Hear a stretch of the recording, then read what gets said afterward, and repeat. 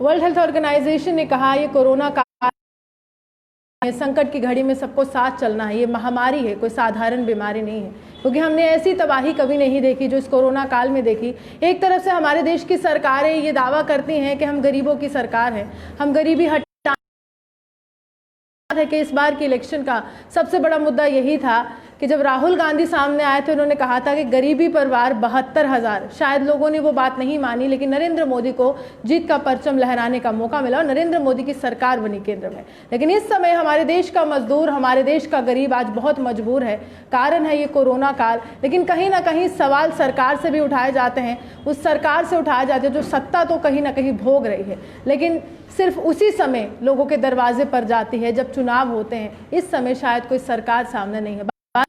हर्षदेव जी इनसे जानेंगे किस तरह का माहौल लग रहा है देश में। हमारे देश के गरीब पर बहुत राजनीति हुई है, चाहे कोई भी सरकार हो, कांग्रेस की सरकार हो, भाजपा की सरकार हो, सबकी जुबान पर यही होता है कि जब हम सत्ता में आएंगे गरीबी हटाएंगे। क्या हटी है? इनसे बात करेंगे। लगता है गरीबी हटी है या गरीब हट रहे हैं? देखिए, गरीबी तो हटी नहीं, लेकिन गरीब जरूर हट गया है। से जो हमने देखा है कि गरीबों के साथ किस तरीके से ज्यादती हो रही है, मजदूरों के साथ जो कुछ हुआ, जितना बर्बरतापूर्वक व्यवहार मौजूदा सरकार में गरीबों के साथ, मजदूरों के साथ हुआ है, इतना आज तक कभी भी देखने को नहीं मिला है। अगर हम मजदूरों की बात करें तो मजदूर अपनी रोजी रोटी के लिए बाहर गए थे और बाहर की स्टेट जब वो फंस गए तो उनको वापस लाने के लिए सरकार ने किसी भी किस्म का इनिशिएटिव लेने की कोशिश तक नहीं की, कोई प्रयास तक नहीं किया। जो बड़े बड़े लोग थे, जो प्रभावशाली लोग थे, जो पैसे वाले लोग थे, पहुंच वाले लोग थे, उनको जहाज भेजकर सरकारी खर्चे के ऊपर लॉकडाउन से पहले ही अपने अपने घरों में पहुंचा दिया और उसके बाद फौरन लॉकडाउन। लोग जो हैं लाखों की तादाद में अपने घरों से बाहर दूसरी रियासतों में फंस गए। सर, एक घटना का मैं जिक्र करना चाहूँगी। औरैया का घटना है, या फिर मैं कहूँ महाराष्ट्र में जिस तरह से वो मजदूर इतने थक गए कि वो वहीं पटरी पर सो गए, उसके बाद वो कट गए, उनके शव भी इतनी इस तरह से वो उस हालत में मिले कि अब दुख होता है कि आखिरकार किसी ने सोचा नहीं था। उसके लिए किस सरकार को जिम्मेदार ठहराए? महाराष्ट्र की सरकार को ठहराए, केंद्र की सरकार को ठहराए, या तमाम उन ऑफिसर्स को ठहराए जिनके लिए बहुत बड़ी जिम्मेदारी थी लेबर्स को घर तक पहुँचाने की? जिम्मेदार वो लोग हैं जो बड़ी बड़ी छाती पीटते थे और कहते थे कि गरीबी हम हटाएंगे। ये नारा देकर कि गरीबी दूर होगी, सबको इंसाफ मिलेगा, अच्छे दिन आएंगे, लेकिन अच्छे दिन क्या आए? आपने अमीर लोगों को बाहर निकाल दिया, उसके बाद लॉकडाउन कर दिया। अरे आपने अगर उनको वापस नहीं लाना था तो आप उनको 2 या 3 दिन का वक्त दे देते कि आप भी अपने अपने घरों में चले जाइए, क्योंकि हम लॉकडाउन करने जा रहे हैं, ताकि वो भी सुरक्षित अपने घरों तक पहुंच जाते। उनको बंद रखा और जहां बंद रखा, इतने मुश्किल हालात में बंद रखा, इतना बर्बरतापूर्वक उनके साथ व्यवहार वहां हुआ। रोटी भी उनको फेंक फेंक के दी जाती रही, कईयों को रोटी भी नहीं मिलती थी, और फिर वो पैदल चलने के लिए भी मजबूर हुए। छोटे छोटे बच्चे और महिलाएं, आपने देखा होगा कि पीठ के ऊपर उठाकर, कुछ विकलांगों को पीठ के ऊपर उठाकर, अटैचियों में बच्चों को लादकर मजदूर जो है अपने जब घर को चला, सैकड़ों मजदूरों की जानें चली गई। कुछ रेलवे ट्रैक के ऊपर मर गए, कोई गाड़ियों के नीचे आकर मर गए, कोई ट्रकों में जो है पलटने से मर गए, कोई रास्ते में जो है वो गाड़ियों के नीचे क्रश होके मर गए। लेकिन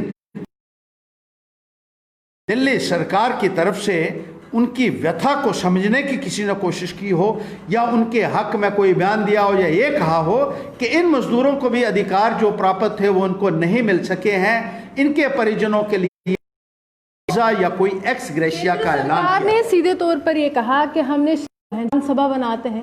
क्या वो मजदूर आज सड़कों पर हैं, उनके लिए कोई ट्रेन नहीं थी, या वो दावे ही रह गए? वो ट्रेनें कहाँ हैं जो आज लोग जा रहे हैं? क्या उनका मन नहीं है ट्रेनों के जरिए जाने का? देखिए, ऐलानात उसके बाद हुए। पैंथर्स पार्टी तो पहले दिन से लगातार इन मजदूरों की आवाज उठाती रही, और जो वीडियोस इनके देखे, जब इनकी बात सुनी, तो मैं समझता हूं कि कोई ऐसा इंसान नहीं होगा जिसका दिल ना पसीजा होगा, जिसको इनके हालात पे ऊपर रोना ना आया हो। अगर नहीं आया तो इन बड़े बड़े अधिकारियों को, इन हुकूमत चलाने वाले लोगों को, जिनको इनका कोई भी एहसास तक नहीं हुआ कि इनको कितना मुश्किल, कितनी असुविधा, कितना दुख, कितना तकलीफ, कहा श्रमिक ट्रेनें लगा रहे जा रहे हैं, ये पैसा हम खर्चेंगे, कोई कहता हम खर्चेंगे, एक पार्टी हम खर्चेंगे, दूसरा। हकीकत ये है कि यहाँ मजदूर जो वापस आए वो 4-4 गुना ज़्यादा किराया देकर आए हैं। जब वो अपनी बात सुनाते हैं, कमाने के लिए बाहर गए थे, लेकिन उधार लेकर, वो किराया देकर वापस बड़ी मुश्किल से पहुँचे हैं। और अब यहाँ पहुँचे, कुछ तो अभी पहुंच नहीं पाए हैं, उनके लिए भी हम लड़ाई लड़ रहे हैं कि जल्द से जल्द वो यहाँ पहुँचने चाहिए। लेकिन जो लोग पहुँचे भी हैं उनको क्वारंटीन सेंटर्स में रखा है, और जिस हालात में उनको रखा गया है, तो मैं समझता हूँ कि कोई इंसान नहीं रह सकता है। आप एक जानवर की तरह कैसे ट्रीट कर सकते हैं इंसानों के साथ? ये मजदूर रीढ़ की हड्डी है मुल्क की, ये निर्माता है मुल्क के, इन्होंने सब कुछ बनाया है। सर, आर्थिक पैकेज की घोषणा निर्मला सीतारमण जो वित्त मंत्री हमारे देश की, उनकी तरफ से की गई, लेकिन साथ ही साथ बदलाव भी किए गए श्रम कानून में। आज पूरे देश में देशव्यापी प्रदर्शन हो रहा है, केंद्र सरकार के खिलाफ हो रहा है, उत्तर प्रदेश में हो रहा है, मध्य प्रदेश में हो रहा है, लेकिन इस समय तमाम इस तरह से बदलाव कहीं ना कहीं उस रीढ़ की हड्डी को बिल्कुल, ये तो रीढ़ की हड्डी को तोड़ने वाली ही बात की है। अगर मजदूर नहीं ना होगा तो फिर कुछ नहीं होगा, फिर कुछ नहीं होगा। फिर कौन से विकास की हम बात करेंगे?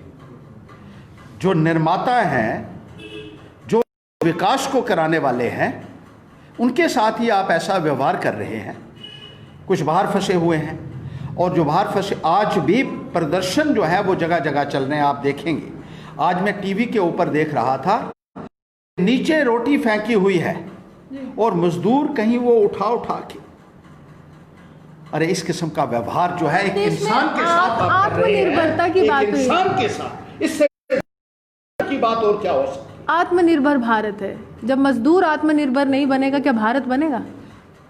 इतने बड़े बड़े नारे जो देते हैं ना, तो मैं ये कहूँगा अपने बड़े बड़े नेताओं को, और जो आज की तारीख में आत्मनिर्भरता के नारे दे रहे हैं, पहले भुखमरी से तो बचाइए, और पैकेज का आप ऐलान करते हैं, मिल किसी को कुछ नहीं रहा है। ये कागजों में पैकेज है, हकीकत ये है। और ऊपर से मजदूरों के जो कानून थे, लेबर लॉज थे, उनमें भी तरमीम कर दी सरकार ने। ये कहा कि आने वाले वक्त में 8 घंटे की बजाय मजदूरों को 12 घंटे काम करना होगा। एक्सीड कर दिया वो बात, काम करने की अवधि को बढ़ाया जा रहा है। अरे ये इंसान है, ये जानवर नहीं है, इनका आत्मसम्मान है। इनकी आप इनसे पशुओं की तरह व्यवहार नहीं कर सकते कि आप 8 घंटे की बजाय 12 घंटे काम कीजिए आप। और ये कह दिया कि हफ्ते में 72 घंटे तक मजदूरों से काम लिया जा सकता है। ये केवल अन्याय नहीं है, बल्कि मानव अधिकारों का सबसे बड़ा उल्लंघन है। हम कहते हैं कि इनको इज्जत दीजिए मजदूरों को। ये भी हिंदुस्तान के वैसे ही बाशिंदगान हैं, बल्कि इनका बहुत बड़ा रोल है।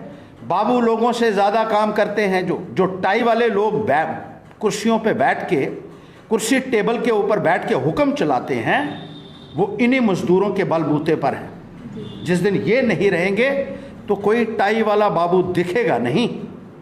सरकार को ये बात समझनी होगी।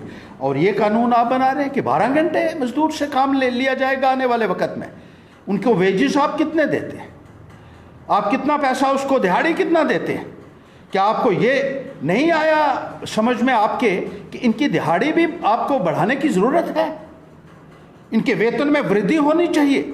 अगर एक आम मुलाजिम जो किसी विभाग में काम करता है, उसके लिए आपने कमीशनें बनाई हैं कि 5 साल के बाद पे कमीशन बनेगा और उसका वेतन जो है उसको दोबारा से रिव्यू किया जाएगा प्राइस इंडेक्स के हिसाब से।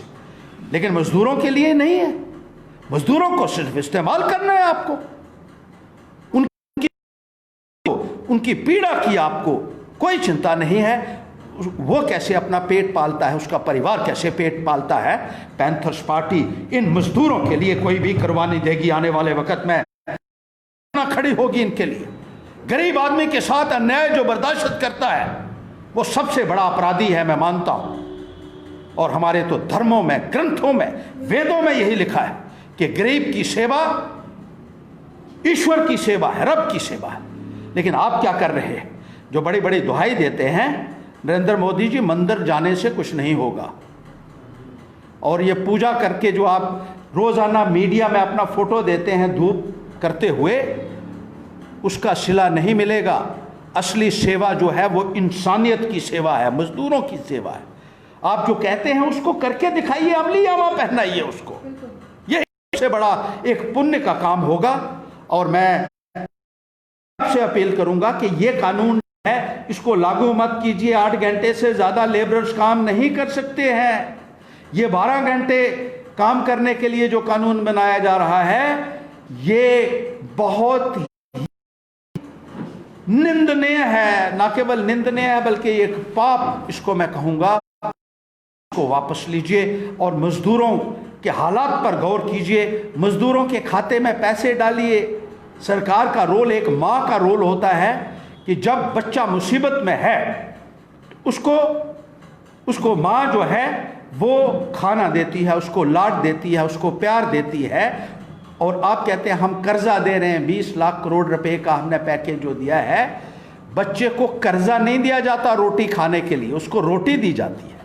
इनके खाते में पैसे ट्रांसफर कीजिए ताकि आने वाले 6 महीने जो मुश्किल दौर हमें नजर आ रहा है, उस मुश्किल के दौर में इन सहायता की जा सके, जो सरकार की एक सबसे बड़ी जिम्मेदारी बनती है, नैतिक जिम्मेदारी बनती है और संवैधानिक जिम्मेदारी। साफ तौर पर जिस तरह से राहुल गांधी वीडियो कॉन्फ्रेंसिंग के जरिए समझा रहे थे कि जब बच्चे को चोट लगती है तो माँ कर्जा नहीं देती है, माँ उस चोट पर मरहम लगाती है और सीधे तौर पर क्रेडिट नहीं देती है, पैसा सीधा जाता है। लेकिन कहीं ना कहीं देश में इस तरह की अब लहर आई है कि भारत जो है आत्मनिर्भर बनेगा। लेकिन बड़ा सवाल यही है, जब देश की नींव रखने वाला वो मजदूर ही आत्मनिर्भर नहीं रहा तो देश कैसे आत्मनिर्भर बनेगा? आप नींव की बात करते हैं, आप विकास की बात करते हैं। जब विकास की कड़ी के साथ मजदूर को जोड़ा जा रहा है, आज वो ही आत्मनिर्भर नहीं है, आज उसके काम करने की अवधि को बढ़ाया गया है, तो बहुत बड़ा सवाल ये जहन में आ रहा है। राजनीति छोड़नी होगी, ज़मीनी स्तर पर जो है वो काम करना होगा। इसी के साथ कुमार के साथ मैं रूहानी आपसे विदा लेती हूं। नमस्कार।